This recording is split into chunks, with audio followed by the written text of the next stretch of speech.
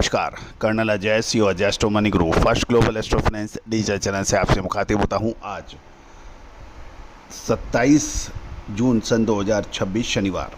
दोस्तों, आज की इस एपिसोड में हम बात करेंगे शिकागो बोर्ड ऑफ ट्रेड यानी सोयाबीन तेल में का रुख, कच्चे तेल की गिरावट ने क्या उसमें प्रभाव डाला। दोस्तों, पूरी शो ध्यान से देखें, समझें, पसंद आए लाइक कीजिएगा, शेयर कीजिएगा और चैनल को सब्सक्राइब कीजिएगा। यानी ये रिपोर्ट विस्तार से। मसाले, खुशबू और प्योर झांझ, टेस्ट से भर दे हर जुबां पे स्वाद। एवरीडे मसाले, देश का स्वाद।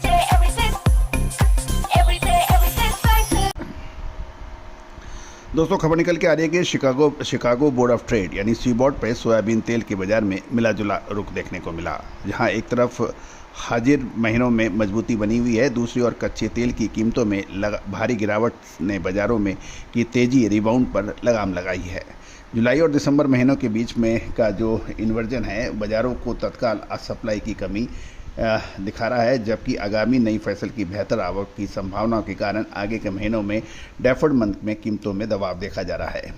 यदि हम प्रमुख बाजार के आंकड़े देखें तो जुलाई सोयाबीन फ्यूचर 71.30 सेंट 0.49 डॉलर की बढ़त के साथ बंद। कर्नल अजय सी और astro money group first global astro finance digital channel से आपसे मुखातिब होता हूं। आज 16 जून सन 2026। दोस्तों, हमारे पिछले 4 से 5 वर्षों से लगातार लहसुन और प्याज के ऊपर जो हमारे अपडेट हैं, अग्रिम विश्लेषण है, रिपोर्ट है, रिसर्च रिपोर्ट है, वो आपके द्वारा काफ़ी सराही गई है। देश के कोने कोने से हमें समाचार और इंक्वायरियाँ प्राप्त हो रही हैं। दोस्तों, साल 2026 प्याज और लहसुन के लिए बहुत महत्वपूर्ण साबित हो सकता है। पूरी रिपोर्ट पीडीएफ के रूप में उपलब्ध हो रही है, लिंक इसका डिस्क्रिप्शन बॉक्स में है, आप उसको देखिए और डायरेक्ट आप पेमेंट कर आप देख सकते हैं प्याज और लहसुन का अक्टूबर और नवंबर 2026 तक क्या संभावनाएं बन सकती हैं। दोस्तों, हमारा डिस्क्लेमर्स भी बहुत ध्यान से देखिएगा। रिसर्च रिपोर्ट मात्र एजुकेशन व रिसर्च के लिए दी जा रही है, किसी भी प्रकार के लाभ हानि की जिम्मेदारी हमारी नहीं होती है और ये रिपोर्ट वन टाइम है, इसमें किसी भी प्रकार की टेलीफोनिक बैकअप नहीं हो पाएगा। कोई भी इंक्वायरी के लिए आप संपर्क कर सकते हैं, नंबर स्क्रीन पे डिस्प्ले हो रहा है।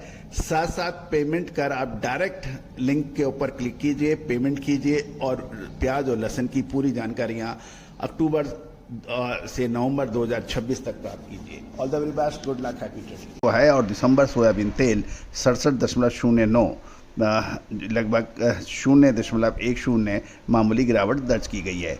जुलाई और दिसंबर का स्प्रेड 4.21 सेंट का हो गया है, जो पिछले 3.62 सेंट से ऊपर है। कुल वॉल्यूम की बात कर रहे हैं तो 1,89,740 लॉट्स का रहा, जिसमें 67,487 लॉट्स की कमी देखी जा रही है।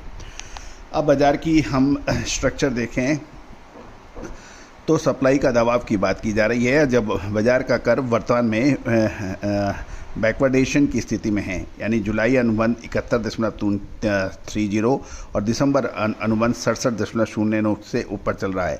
ये पुरानी फसल की कमी और शॉर्ट कवरिंग दिखा रहा है, जबकि अक्टूबर में नई फसल की आवक और क्रशिंग बढ़ने की उम्मीद के कारण आगे के महीनों में नरमी है। फंड्स फ्लो की बात करें तो 26 जून को डेली फंड्स फ्लो मामूली रूप से नेगेटिव यानी 500 कॉन्ट्रैक्ट्स की गिरावट थी, जो ये संकेत दे रहा है कि व्यापारियों ने व्यापार से बड़ी निकासी करने के बजाय हल्की मुनाफा वसूली को प्राथमिकता दी है।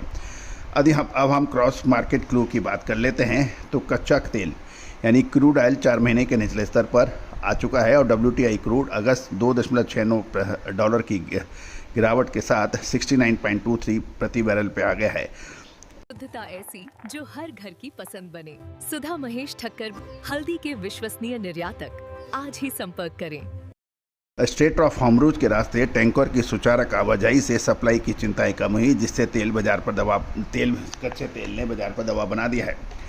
वैश्विक खाद्य तेल की बात करें तो चीन के डीसी बाजार में पाम तेल और सोया तेल में सुधार देखा गया, जिसमें बाजारों को सहारा दिया, लेकिन कैनोला आइस कैनोला जो है 747.70 डॉलर प्रति मैट्रिक टन, इसमें 3.20 डॉलर और रैपसीड तेल यूरोनेक्स्ट रैपसीड अगस्त 513.25 यूरो प्रति मैट्रिक टन, इसमें 5.50 यूरो की गिरावट दर्ज हुई है।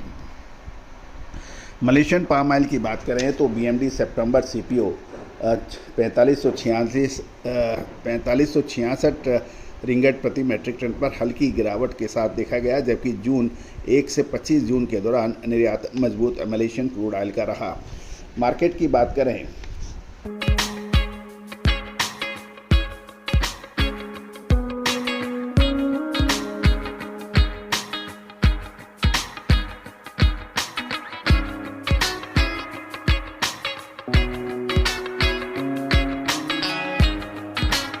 तो तेजी की रफ्तार थमी है और बाजार में हाजिर मांग के कारण मजबूती तो थी, लेकिन कच्चे तेल के टूटने से रैली ने अपनी गति खो दी थी। सप्लाई टाइटनेस की बात की जा रही है। जुलाई दिसंबर का अंतर तुरंत सप्लाई की तंगी को दिखा रहा है, न कि बड़े किसी स्थायी सुधार को। आगे की राह की बात की जाए तो बाजार में रिकवरी को आगे बढ़ाने के लिए ऊर्जा की कीमत यानी एनर्जी प्राइस का वास्तविक भौतिक मांग, फिजिकल डिमांड को और मजबूत फंड फ्लो को अधिकता पुख्ता संकेतों की आवश्यकता होगी।